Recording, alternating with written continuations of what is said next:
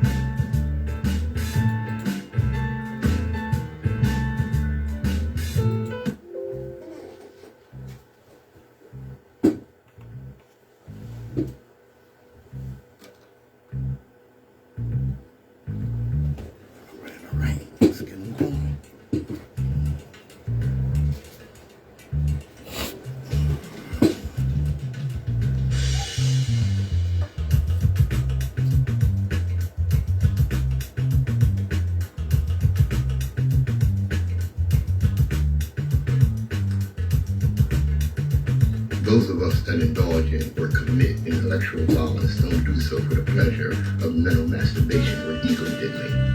We do so because the chains of oppression on our people's minds are deep and difficult to remove. Good morning, my children of the sun.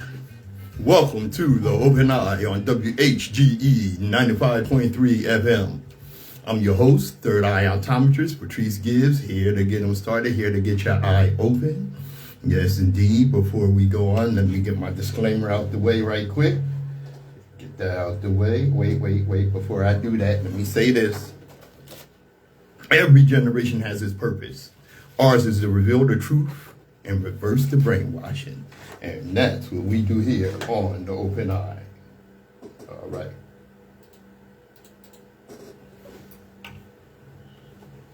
The views and opinions expressed on Open Eye are those of the hosts, guests, and contributors, and do not reflect the policy or position of WHGE 95.3 FM, nor our sponsor, the Delaware Center for Homeless Vets. Any content provided by Open Eye's hosts, guests, or contributors are theirs and are not intended to malign any religion, ethnic group, company, or individual. All right. Got that out the way. Let's get them started. You know, it's something that I keep running into people that want to give out false information. They are hardcore with it. And I'm talking mostly about these people that have been, I guess, brainwashed to hate Africa. I don't understand it. You know? And I tell you, the misinformation that they give out, it's just ridiculous. It's just ridiculous, man. All right? And one of the things that black African haters often go around giving out is that Africa was named after a Roman general. Africa was not named after a Roman general. This is from the late great Dr. Runoko Rashidi. Africa is not a Roman general. You heard me say this before. If so, it's because I had pledged to repeat it again and again with the hope that someday it will sink in. Africa is not named after Roman General Scipio Africanus. Nor is it named after Leo Africanus, a man who comes much later. These are myths. I repeat, these are myths. What's up, Brother Holly? Scipio Africanus is the Roman general who engineered the defeat of the African nation called Carthage, centered in what is now Tunisia. Carthage was a colony from Phoenicia. It was established in 814 BC. The Nile Valley was still thriving at this time, and the civilization called Nok, based in what is now Nigeria, was rising up. The Phoenicians themselves had an African mixture, and with the passage of time, Carthage itself became increasingly African. Carthage means the new town, and the most famous Carthaginian was General Hannibal Barca. The Romans called this entire area Africa. And so with the defeat of the Carthaginians, Scipio is given the name Conqueror of Africa. So Scipio Africanus does not give his name to Africa. He gets his name from Africa. You get it? Does it make sense to you? Now, the man named Leo Africanus was himself an African. Indeed, his name means Leo the African. He got his name from Africa. He did not give his name to Africa. Now, before you tie yourself up in knots and begin to ask, Runoko Rashidi, what was the original name for the continent of Africa? Please ask yourself, what makes you think that ancient people thought of themselves as living on continents? The notion of continents is a European notion, and it is a relatively recent one at that. The word Ethiopian is Greek. It means land of the burnt face. And Akubalan does not even appear to be an African word. It's not. It's Arabic, who are AD people. So why not start at things from an African perspective? Why not use your own frame of reference? We need to spend more time educating each other. I try and do it each day. If the lion refuses to write his side of the story will always go in favor of the hunter. WHGE 95.3 FM, the Open Eye. Oh, where we at? All right.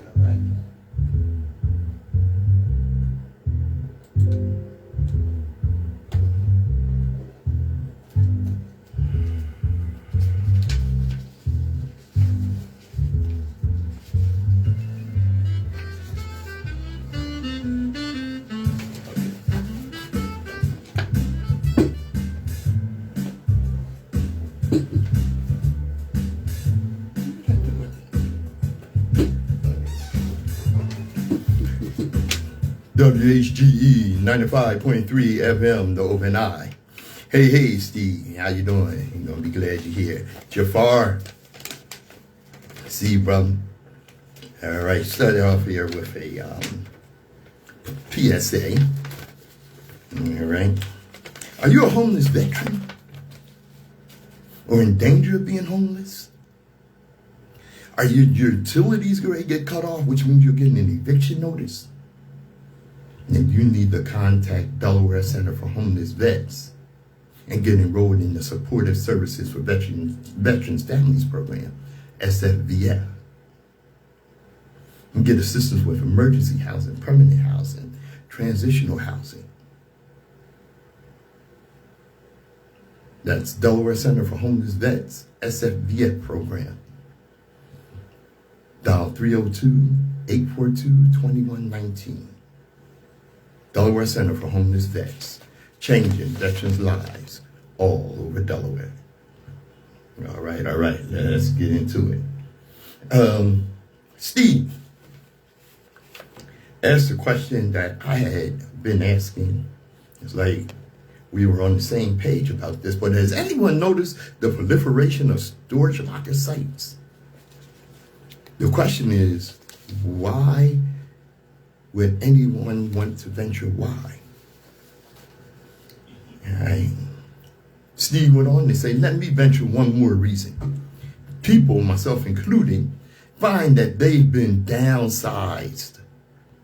By that I mean those whose rents have been raised beyond what their income can support and must move into a smaller space, thus moving what doesn't fit into new living quarters into storage or thrown away or sold, which is a big pain in the ass. Storing possessions for a better day reflects a gesture of hope that actually feels more like hopelessness. What is this about? Well, listen to this. The Justice Department in August sued RealPage for algorithmic pricing scheme that harms millions of American renters. The Justice Department, along with Attorney General of North Carolina, California, Colorado, Connecticut, Minnesota, Oregon, Tennessee, and Washington, filed a civil antitrust suit today against RealPage Inc. for its unlawful scheme to decrease competition among landlords in apartment pricing and to monopolize the market for commercial revenue management software that landlords use to price apartments. RealPage's alleged conduct deprives renters of the benefit of competition on apartment leasing terms and harms millions of Americans. The lawsuit was filed in the U.S. District Court for the Middle District of North Carolina and alleges that RealPage violated Sections 1 and 2 of the Sherman Act. Hey, Ron, I see you. The complaint alleges that RealPage contracts with competing landlords who agreed to share with RealPage non-public, competitively sensitive information about their apartment rental rates and other lease terms to train and run RealPage's algorithmic pricing software. This software then generates recommendations, including on apartment rental pricing and other terms, for participating landlords based on their and their rivals' competitively sensitive information. The complaint further alleges that in a free market, these landlords would otherwise be competing independently to attract renters based on pricing, discounts, concessions, lease terms, and other dimensions of apartment leasing. RealPage also uses this scheme and its substantial data trove to maintain a monopoly in the market for commercial revenue management software. The complaint seeks to end RealPage's illegal conduct and restore competition for the benefit of renters in states across the country. Americans should not have to pay more in rent because a company has found a new way to scheme with landlords to break the law. That's what the hell they're doing. Okay? And see, this is where you get this, so many apartments priced in the same range. And they had these same rules. I just dealt with a landlord who is following suit with this. Your salary must be 3 times the amount of the apartment. Now you got an apartment for $1,600. All right. What is that? It's 32. What is it? $4,900 or something. $4,900. That's good. The salary you have to make to rent a decent 2-bedroom apartment. And of course, that depends on where you are, because some 2-bedroom apartments are as much as $2,000, which means you got to make $6,000 a month. And this RealPage website is nothing but an antitrust scheme. All right, it's a property management software company headquartered in, of all places, Richardson, Texas. Jeez Louise. Take a ride around and you will see that there are where little strip malls used to be. They're gone. Now they're storage spaces. And you have to wonder, who in the hell has all this much stuff to storage? People that can't afford decent abode can't afford to rent. And like Steve said, you got to downsize and put all your stuff in storage. They're trying to price us out of existence and out of a place to live. And in the meantime, a lot of places are basically making homelessness illegal. Damn, what is wrong with these people? WHGE 95.3 FM, the Open Eye.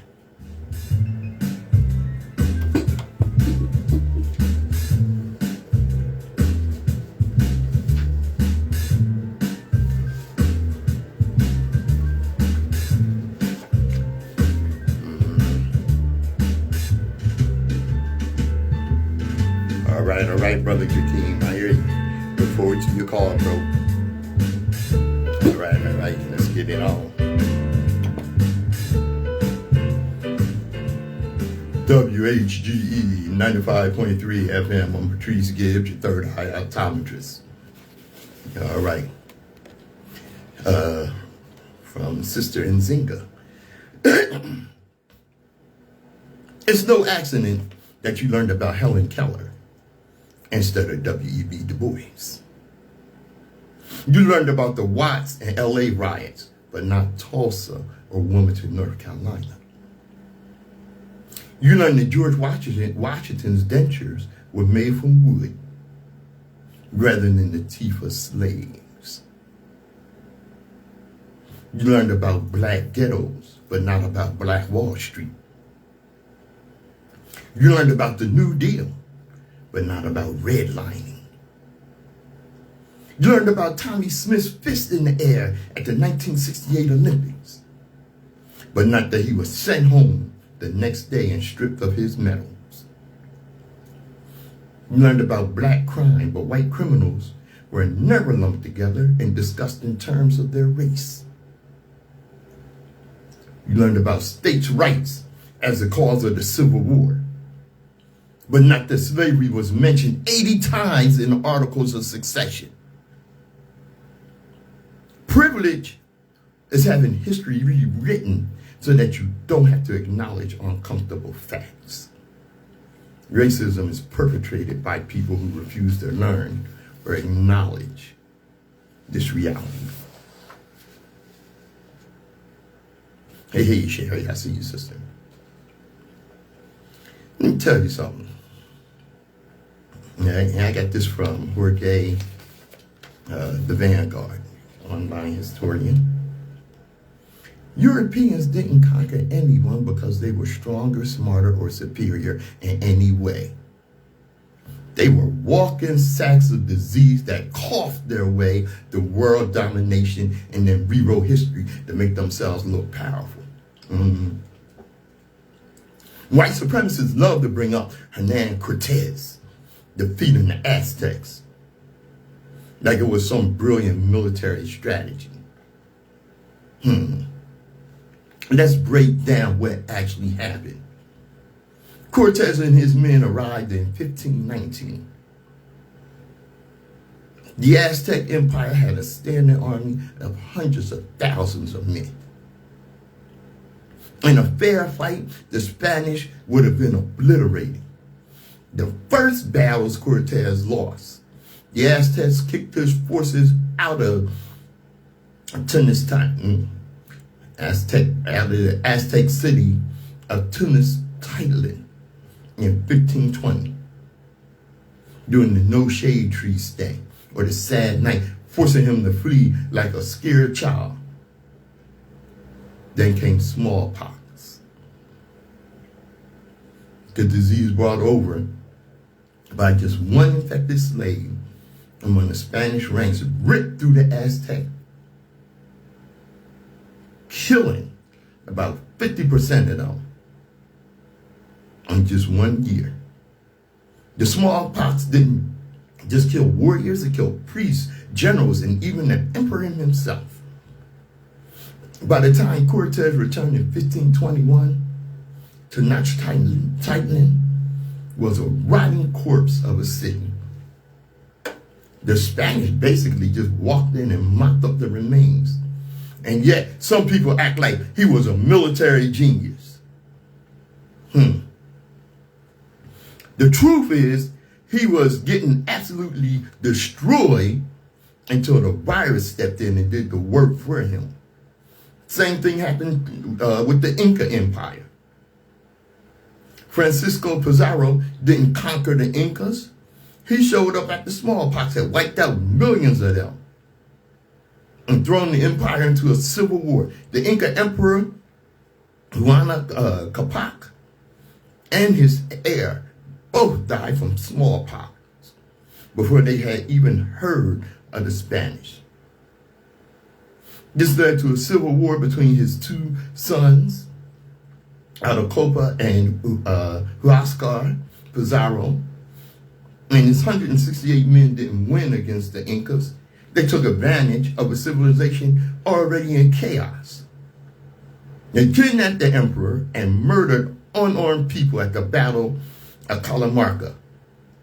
And you want to act like that's military superiority, that's opportunism.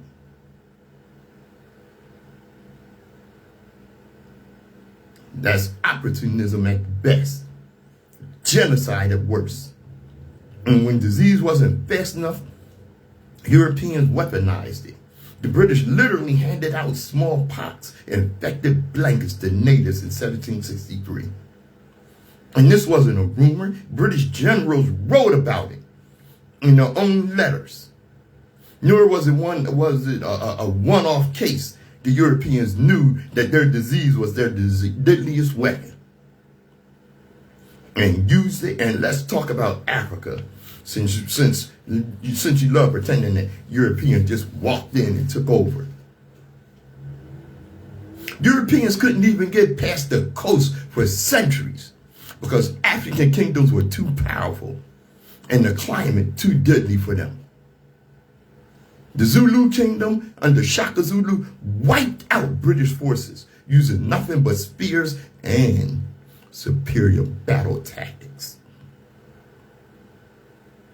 The Ashanti Empire held off British colonization for nearly 100 years. So how did the British finally win? Not through strength, not through strategy. That's right, through the Maxim machine gun during the Battle of Omdurman in 1896. British soldiers armed with machine guns massacred 10,000 Sudanese warriors and lost only 48 men in one day.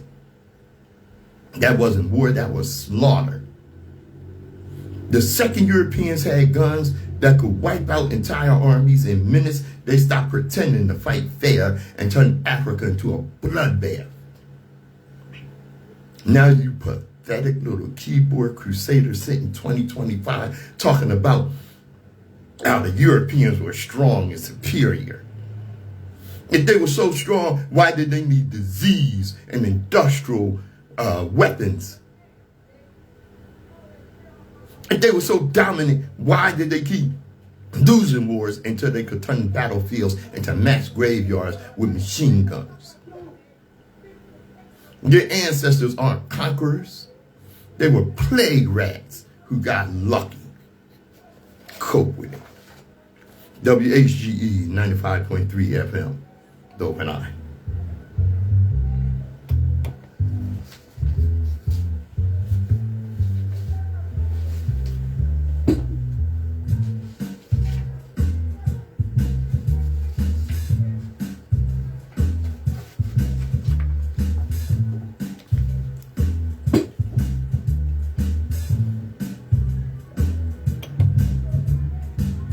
WHGE 95.3 FM with your host, Third Eye optometrist, Patrice Gibbs. Yes, indeed. I want to thank Brother Chuck Tarver for some of the great stuff that he posts, my man. All right, this is from Chuck. Breaking news. Here the White House Correspondents Association rings a 5-alarm bell about Donald Trump's destruction of the free press. It says that Americans can no longer trust the press pool. Every single American needs to hear this. For years, the White House Correspondents Association had created a format for standards, length, accuracy for the American people that they could trust that those standards created by the folks that actually do the work were understood by everyone, and you could trust the reports that were coming out of that. That was from Eugene Daniels, who's the president of the White House Correspondents Association, WHCA. And that can no longer be trusted, frankly. Because at the end of the day, these standards are going to be created by the folks that are being covered.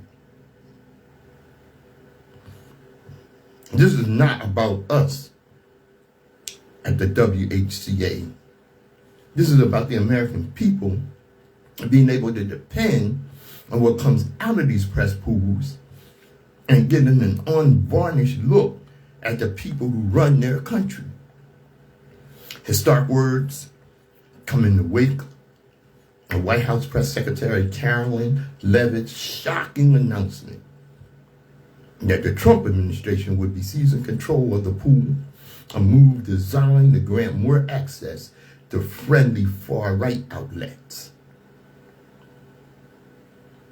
And Leavitt promised to give more access to well-deserving new media outlets, which is just code for deranged MAGA conspiracy theorists off the internet. Previously, the White House Correspondents Association, an independent group of journalists, was responsible for choosing the press pool. It assured that the coverage was fair and neutral, rather than simply a mouthpiece for the current administration. Going forward, we should expect nothing but party line propaganda out of the press pool. Yeah, that's a fact. But I'm going to tell you something about the White House Correspondents Association. They're racist. And I think the president is a black dude. I'm not sure, though. Okay? And they're not actually fair. Why do I say that? I say that because of President Biden. And don't get it mixed. I am not here to praise President Biden, who I usually call Jim Crow Joe. But I watched how the press corps screamed and hollered at him for every little mishap.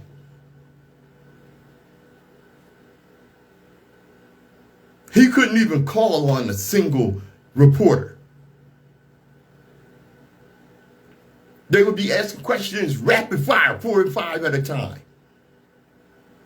Trump sits up and lies so bad in front of the press corps that the French president Macron had to stop him and correct the lie. Trump complained about the trade agreement with Canada and how awful it was. Damn fool forgot that he was the one that made the trade agreement when he was in office the last time. Did the press corps go off and tell you you're a senile 78-year-old man? Yeah, man. No. That's why I do what I do.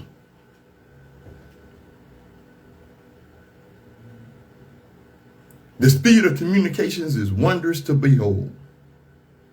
It's also true that speed can multiply the distribution of misinformation. Quote from Edward R. Murrow.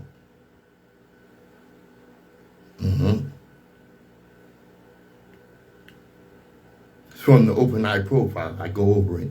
We get new listeners, let them know what we do here. In the 24-second news cycle, information reaches the masses at blinding speed.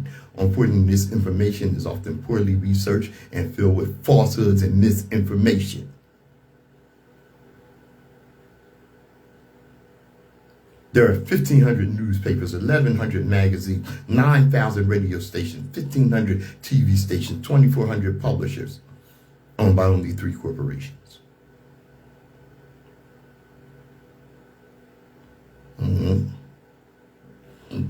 Our community must have information, not based on emotionalism, sensationalism, or manipulation, but information that is well analyzed, clear, concise, that will educate the community.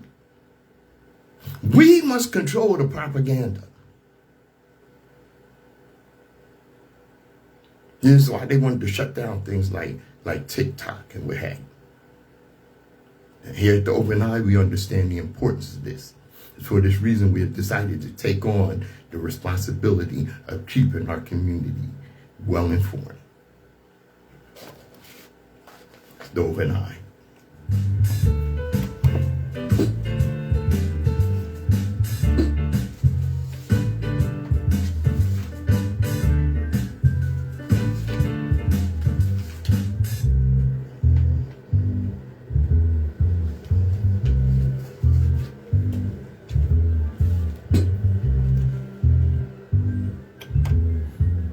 WHGE 95.3 FM, the education advocacy station. Tune in, you will get an education. The Republican agenda, their to-do list. Keep them poor. This is what they want to do. No to minimum wage. Break the unions, cut welfare programs, cut Social Security, deregulation, and gut the Dodd-Frank Act. Keep them sick. This is their agenda. Cut food aid, repeal the Obamacare Act, cut disability benefits, privatize veterans' health care. Hell no. And cut HIV prevention funding. Keep them sick. Keep them stupid. Deny science. Revise history. Categorize, demonize, and terrify. Cut preschool programs. Cuts to higher education. Cut sex education and say no to net neutrality. It's on their to-do list. And one of the biggest things on these white supremacist control lists is to control the women. White women specifically. White women aren't hip. They want to implement all I just said, plus vote no to equal pay. Cut wages for tipped workers, a lot of whom are women. Say no to the affordable child care.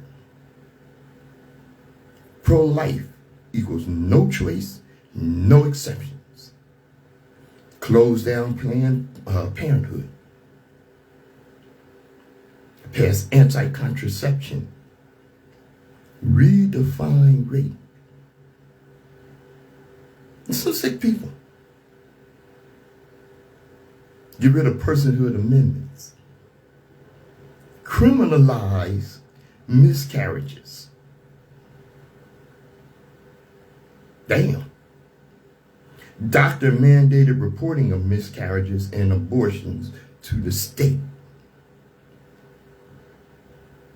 Because if you had a miscarriage, you might have made it happen. So it's actually an abortion. They're going to lock your ass up.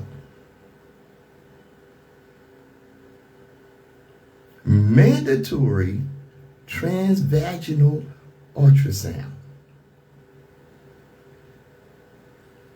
What the hell is that? I mean, they're going to monitor your vagina. Saw a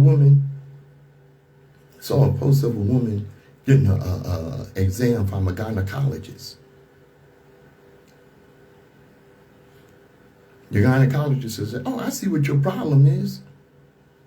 You got Republican all up in here. Roll back maternity coverage. Omit protections in the Violence Against Women Act." Because see, they want their women obedient. And if they ain't obedient, they want the right to beat the hell out of them. And blame single moms for poverty, welfare fraud, breeding criminals, and destroying the fabric of America. People are sick. Y'all voted for them. Damn. Yeah. Like I said, one of the things they don't want is proper education. Because you don't need education to pick fruit. Yeah, and work in the field. Slaves are not, if you're educated, you're not fit to be a slave. That's what I'm trying to get out.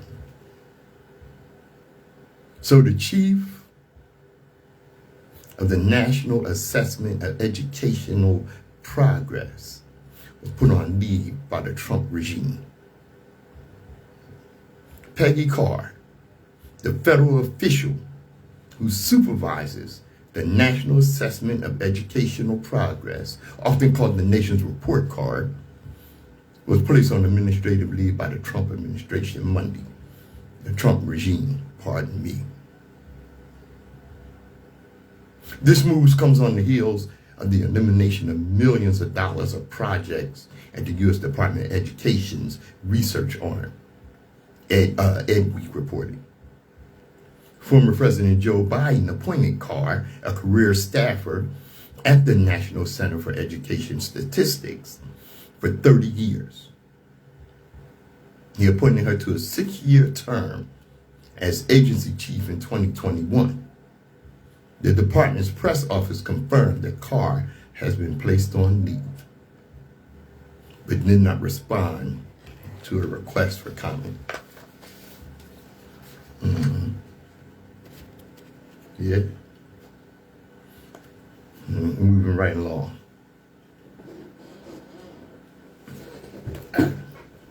Do you know that the Army is one of the biggest gangs in the world? What are armies? They're big gangs, mostly men, who rob other people and nations of their wealth and resources, who terrorize other nations, comply or else. But again, you are deceived by words. That's why they don't want to truly educate you and your children to really appreciate words in depth. What do you mean, government? This is a mafia operation. You think because the government writes a constitution, has a bunch of enforcers, it's legitimate? That's a quote from Dr. Amos Wilson. Yeah. War is a racket.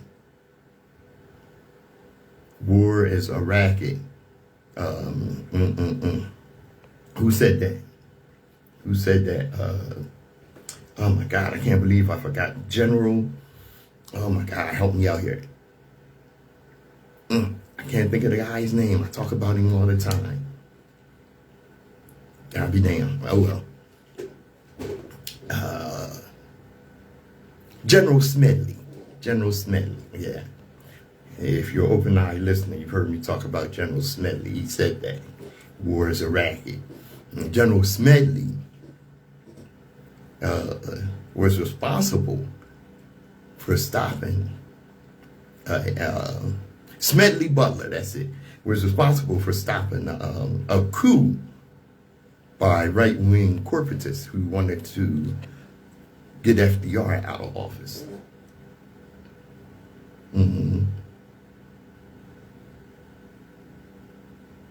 General John Kelly, said the depths of the orange disaster's dishonesty is just astounding. The dishonesty, the transactional nature of every relationship, though it's more pathetic than anything else. He is the most flawed person I've ever met in my life. And y'all elected him. Brother Lawrence, Brother Alan Lawrence, I see you there, bro. That's that. Wars of Iraq. What's this here? Okay. Yeah. Now, just recently,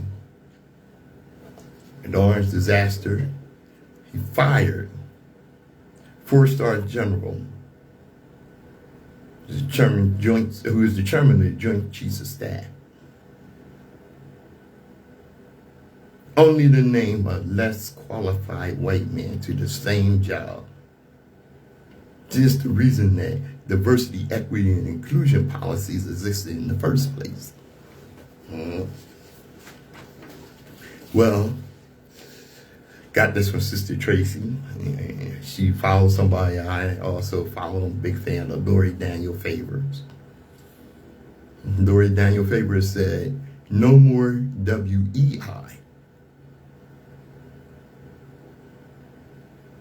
White, entitled, and incompetent." That's a phrase coined by Lori Daniel. Because what goes on is you get a bunch of incompetence. Look at his whole cabinet. You talk about white, entitled, and incompetent, or white adjacent, as Patel, who is now the head of the FBI. Oh my God. Yeah, we gotta stop with the WEI. White, entitled, and incompetent. It's the whole Trump regime. WHGE 95.3 FM, The Open Eye.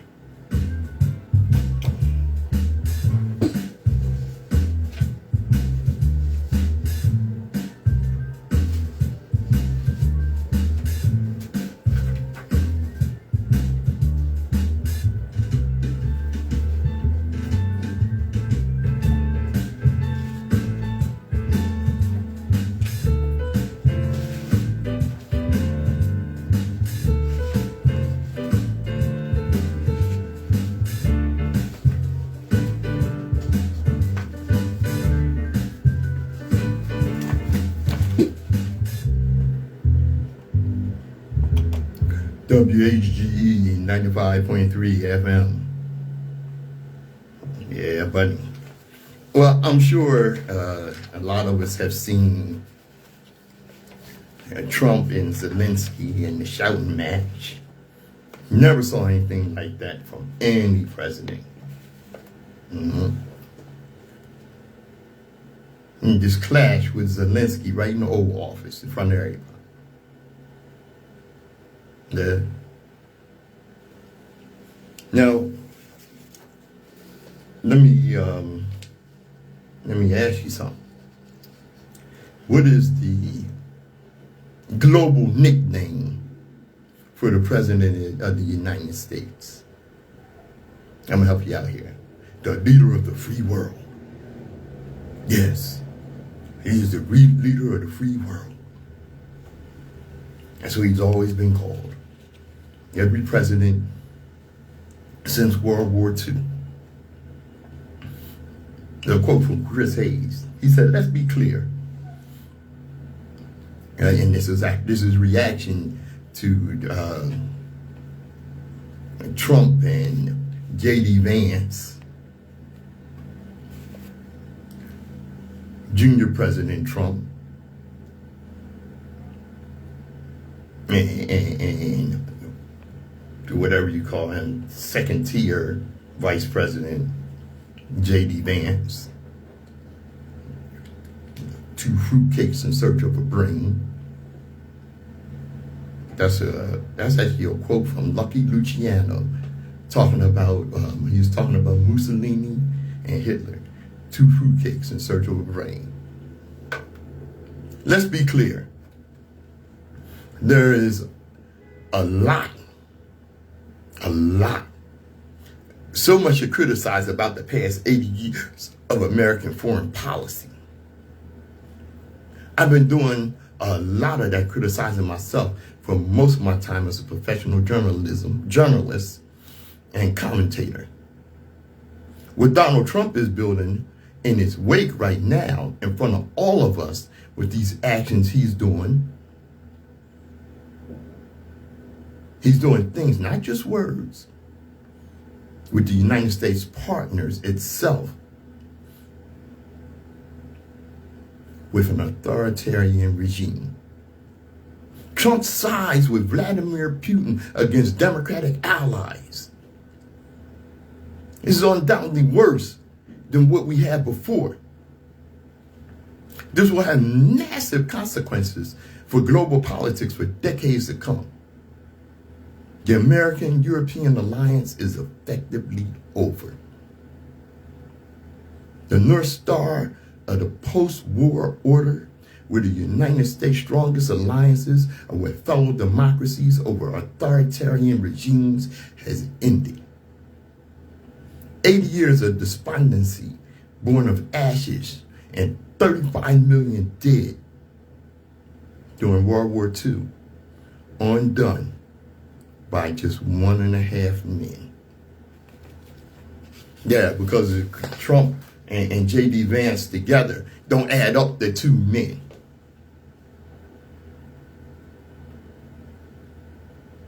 Trump's doing Putin's dirty work. If you saw that, it was just amazing, man. It was just amazing to see this fool sit up there and what's his name, J.D. Vance. They're both taking turns hollering at this man. He should have jumped up and slapped the hell out of one of them and walked off. I mean, they ganged up on him. And then when he responded to the vitriol, they called him disrespectful and telling him he has no cards with which to negotiate a deal to end the brutal invasion of his country by Russia. They had to cancel the press conference that they had scheduled with him. All right. Where they had planned to basically bully him into signing away the rare minerals that are common in the Ukraine. Yeah. So y'all elected. It's unbelievable, man. Yeah. Just unbelievable. No longer leader of the free world. Maybe it's the French president or whatever. And of course, that's a misnomer itself, the free world. Because your freedom in that world depends on your skin color. WHGE 95.3 FM, the Open Eye.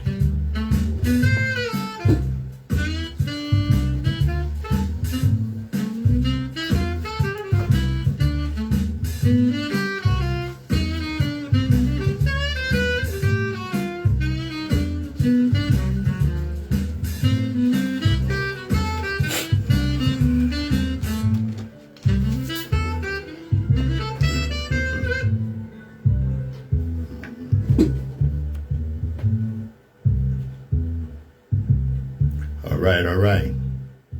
Patrice Gibbs, third eye optometrist here. Listen to this. All blacks are foreign to my people.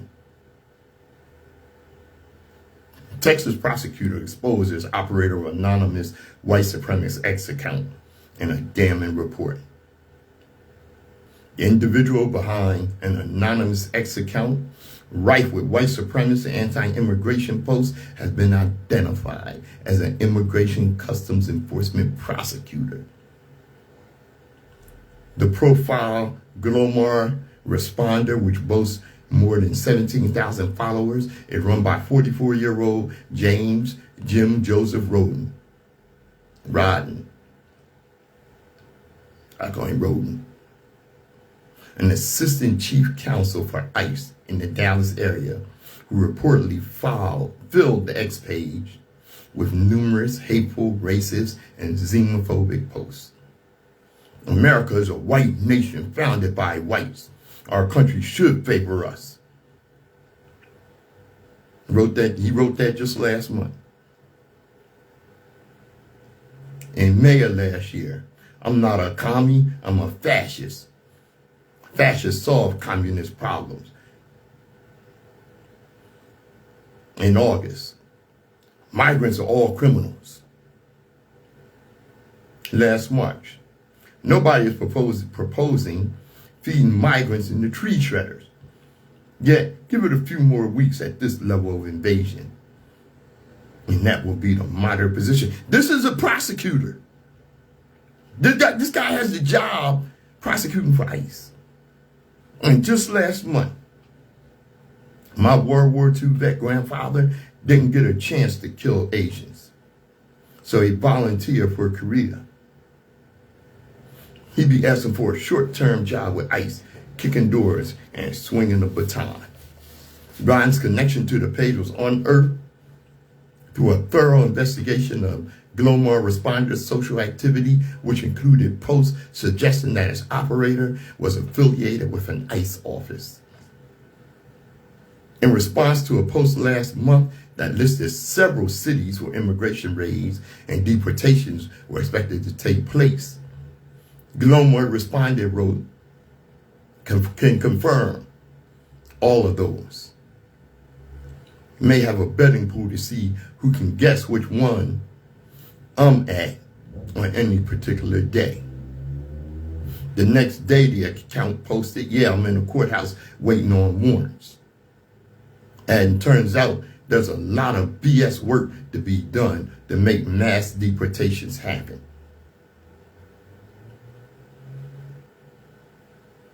Yeah. This guy is the ICE prosecutor. These are the maggots. MAGA people. Some sick people. Give you another one. It's this pastor. And he has close ties to Pete Hegseth. In case you don't know, Pete Hegseth is now the defense secretary. And this pastor once claimed slavery promoted affection between the races in the South. Is he a meth head? These people on drugs. This pastor, Doug Wilson, founder of the Communion of Reformed Evangelical Churches, wrote in his 1996 book, Southern Slavery as It Was. These are people putting out this BS history. In the book, he said, never been a multiracial society which has existed with such mutual intimacy and harmony in the history of the world.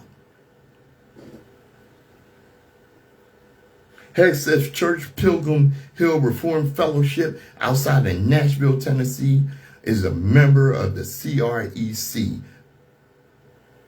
the Communion of Reformed Evangelical Churches. They ain't Reformed. Which has congregations in nearly all 50 states and in several foreign countries. Slavery as it existed in the South was not an adversarial relationship with pervasive racial animosity, Wilson wrote in his book. There has never been a multiracial society which has existed with such mutual intimacy and harmony in the history of the world. The credit for this must go to the predominance of Christianity. You wonder why I ain't a Christian. He added that in spite of the evils contained in the system, we cannot overlook the benefits of slavery for both blacks and whites. Slavery produced in the South a genuine affection between the races that we believe we can say has never existed in any nation before the war or since. And the war, which he's probably one of those people that call it the war of northern aggression. The benefits of slavery for blacks and whites. A genuine affection between the races.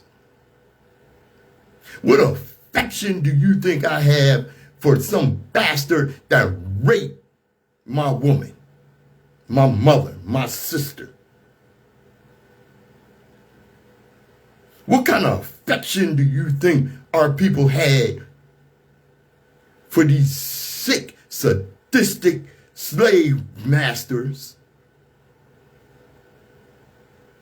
that would drag a black man in front of the whole slave population and he and his friends sodomize him, to dehumanize him?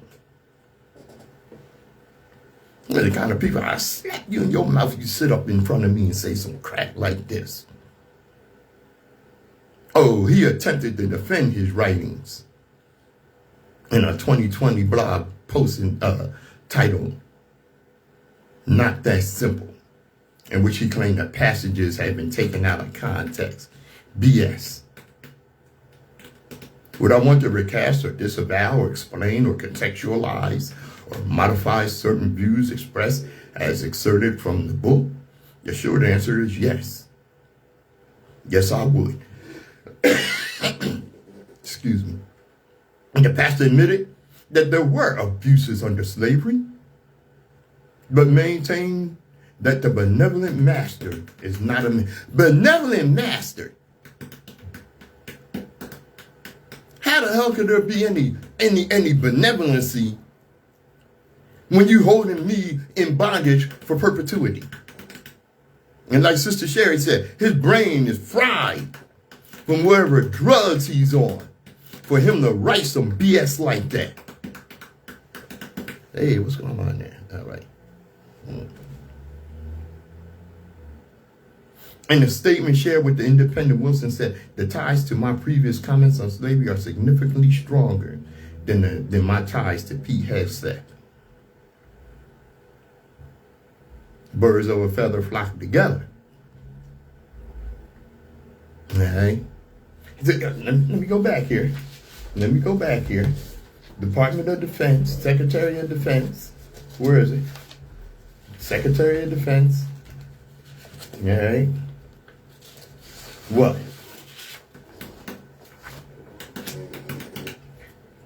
Black man, 4-star general, fired.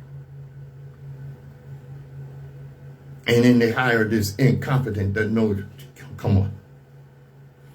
Yeah. So now he's trying to, downplay his ties with his fellow white supremacists.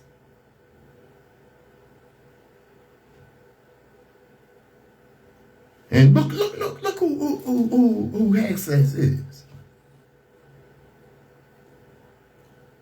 This is a barely competent Fox News host that then turned government head.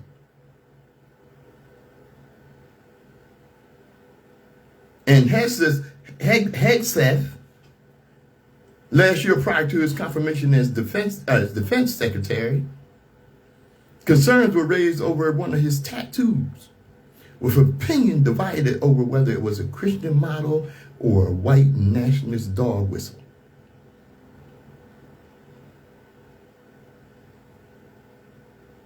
All right? Deus vult is a Latin phrase meaning God wills. It was also a rallying cry for Christian crusaders in the Middle Ages.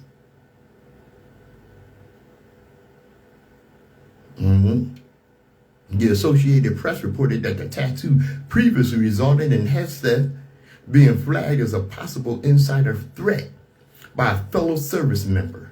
However, the AP report led to outrage on both sides, including from Vice President J.D. Vance, Junior Vice President. I don't give a damn about him being outraged. And tell you something. This is from Michael Gerson. And this is George W. Bush's chief speechwriter. Which means I don't hold a lot of respect for him. But he had a message for people who are excusing Trump's racism. Check him out. He said, I had fully intended to ignore President Trump's latest round of racially charged taunts against an African-American elected official and an African-American activist and an African-American journalist and a whole city with a lot of African-Americans in it. I had every intention of walking past Trump's latest outrages and writing about the self-destructive squabbling of the Democratic presidential field, which had chosen to shame former Vice President Joe Biden for the sin of being an electable moderate liberal. But I made the mistake of pulling James Combs' The Cross and the Lynching Tree off my shelf, a book designed to shatter convenient complacency. Combs recounts the case of a white mob in Valdosta, Georgia in 1918 that lynched an innocent man named Haynes Turner. Turner's enraged wife, Mary Turner,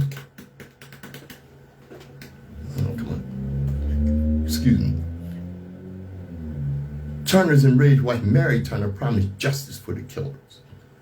The sheriff responded by arresting her and then turning her over to the mob, which included women and children. According to one source, Mary was stripped, hung upside down by the ankles, soaked with gasoline, and roasted to death. In the midst of this torment, a white man opened her swollen belly with a hunting knife, and her infant fell to the ground and was stomped to death. God help us. It is hard to write the words. This evil, the evil of white supremacy resulting in dehumanization, inhumanity, and murder, is the worst stain, the greatest crime of U.S. history. It is a thing that nearly broke the nation. It is a thing that proved generations of Christians to be vicious hypocrites. It is a thing that turned normal people into moral monsters, capable of burning a grieving widow to death and killing her child. When the President of the United States plays with that fire or takes that beast out for a walk, it's just not another political event, not just a normal day in the campaign. It is a cause for shame. It is the violation of martyrs. It is a violation of martyrs' graves. It is obscene graffiti on the Lincoln Memorial. It is, in the eyes of history, the betrayal, the re-betrayal of Haynes and Mary Turner and their child.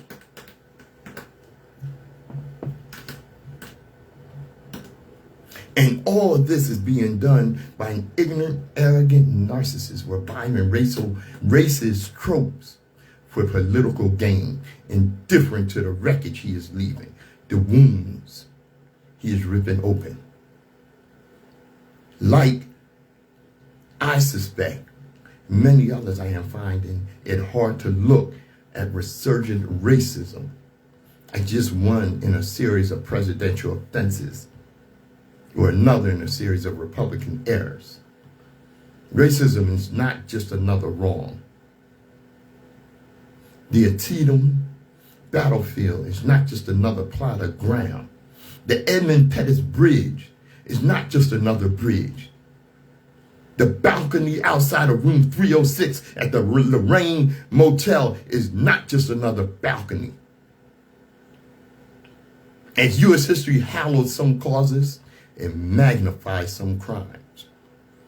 What does all this mean politically? It means that Trump's divisiveness is getting worse, not better. He makes racist comments, appeals to racist sentiments, and inflames racist passions. The rationalization that he is not deep down in his heart really a racist is meaningless. Trump's continued offenses mean that a large portion of his political base is energized by racist tropes in the language of white grievance. It means, whatever their intent, that those who play down or excuse or try to walk past these offenses are enablers. Some political choices are not just stupid or cruel. They represent the return of our country's cruelest, most dangerous passion. Such racism indicts Trump. Treating racism as a typical or minor matter indicts all of us.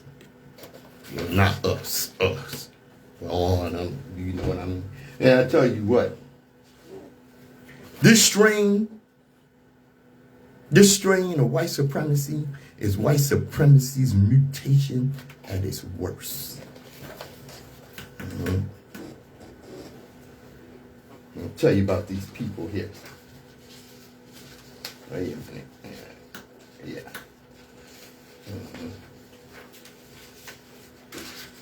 You silly enough to believe that a small group of billionaires are suddenly working tirelessly for the benefit of the working class really does require a spectacular level of stupid. That's why I'm getting all that FAFO. I wrote this years ago, actually. Listen to this. It's clear that the Orange Disaster followers are a cult. And they're very dangerous because they can be spurred to violence and directed.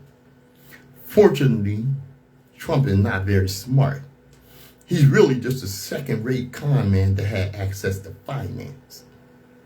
And he's a showman.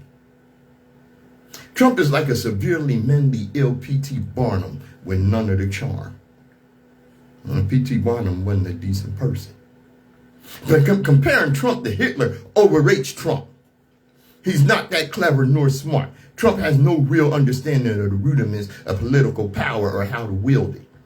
The main reason he still holds sway over the GOP is because the Republicans are corrupt cowards and fear his followers. Make no mistake, Trump is a very dangerous white supremacist, but he would be a lot more dangerous if he had actual smarts. WHGE 95.3 FM, The Open Eye.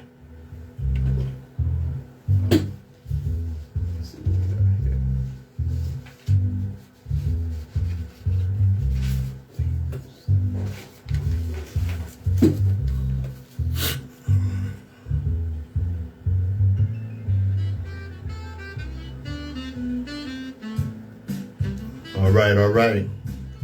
Patrice Gibbs here, your third eye optometrist. Yes, I know I'm over time here, but that's all right. That's all right. Now,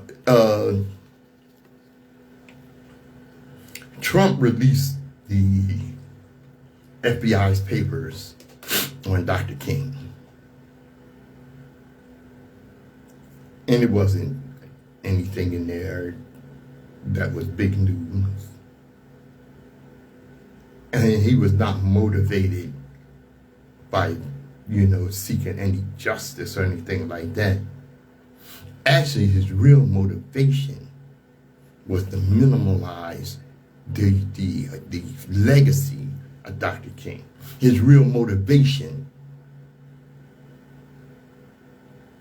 was to expose Dr. King's human flaws. So we didn't pay a whole lot of attention to it because it wasn't like they were going to come out and say, yeah, the government did it. Government murdered Dr. King. It wasn't like they was going to, really expose the dirt that the government did. Okay? This was nothing but fodder for white supremacists. That's all it was. And one of these fools called the Lori Daniel Favor Show. I like her. And he had a gotcha moment. He just knew he had a gotcha moment. Gotcha. Because he said, yeah, I wanna talk about what was exposed. And did you know that the night before his assassination, Dr. King was in a hotel room with two women having an affair, an illicit affair, cheating on his wife? And Lori Daniel Favor said, so, we actually don't give a F. You thought you had this gotcha moment. Like, how many men haven't cheated on their wives? That gotcha minute didn't mean a damn thing to us. You think we gave a good goddamn that Dr. King had an affair? Running around with your silly Christian ass? Telling your children about David and Goliath? Oh, David? Oh, David in the Bible? Who had an affair with Bathsheba and got her pregnant, and to try to cover it up, called her husband home from combat, and tried to get him to sleep with his wife so it could be thought that he got her pregnant.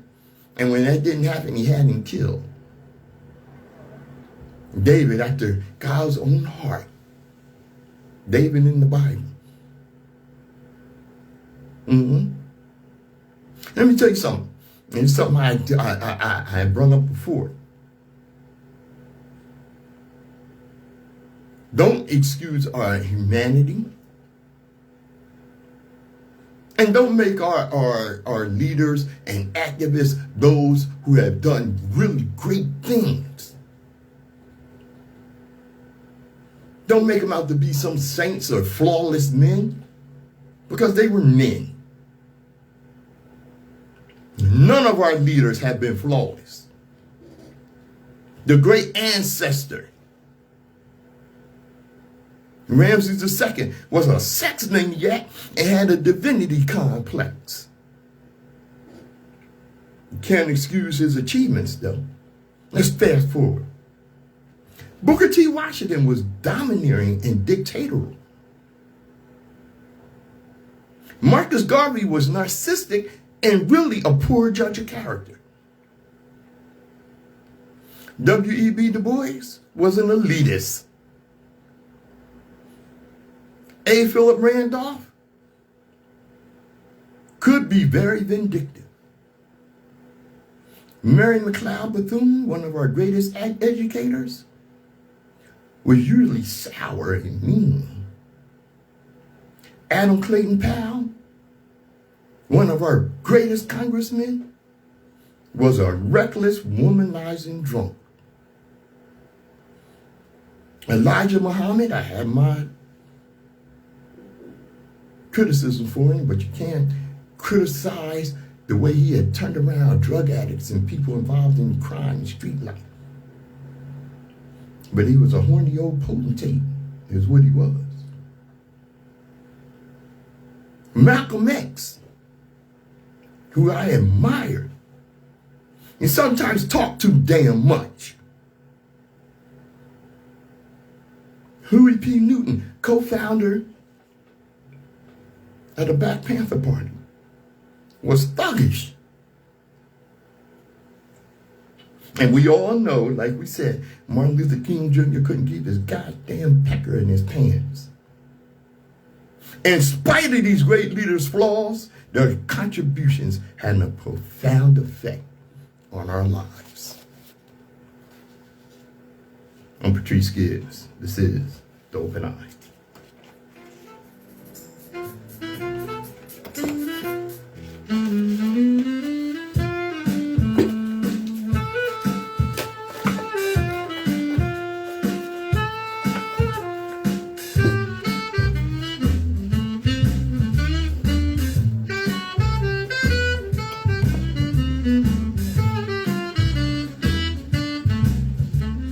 WHGE 95.3 FM. the advocacy education station. I hope you learned something today, because I learned something before I came in here. Yes, I did. All right. Thank you so much for joining us.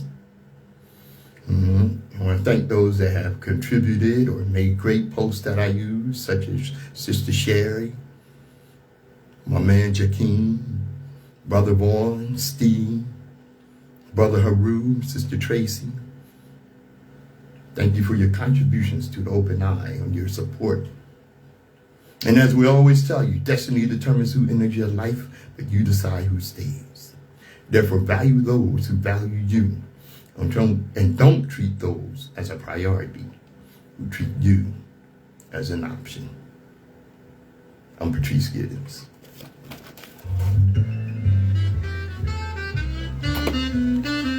All right. Thanks for joining us. Yes, D. I hope you enjoyed it. All right. Remember to like and share when I put up the YouTube page. And like I always tell you, global African supremacy. We're going to talk more about that next week. All right.